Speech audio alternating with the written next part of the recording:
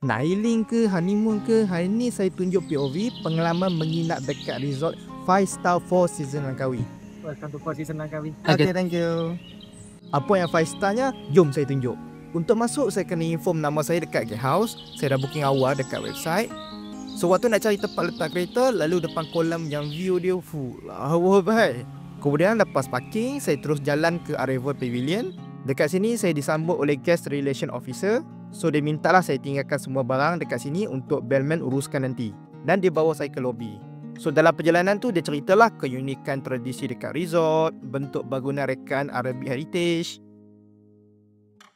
Kemudian minta saya tunggu dekat guest lounge lah. So, dekat guest lounge pun memang betul-betul healing baik dia punya view kalau duduk dekat sini. Kemudian saya di-attend oleh guest experience officer untuk check-in proses lah. So, saya kena sign beberapa dokumen, kena buat deposit security 700 lebih dan dapat penerangan detail berkaitan resort ni lah. Yang mana resort pantai paling panjang sekali dekat Langkawi. So, GEO ada experience antara aktiviti yang popular macam private island hopping dan tengok eagle feeding lah. So, bila selesai check-in proses, saya terus naik bagi untuk ke villa. So, korang nak tak tengok POV bilik villa? Kalau nak, komen part tu.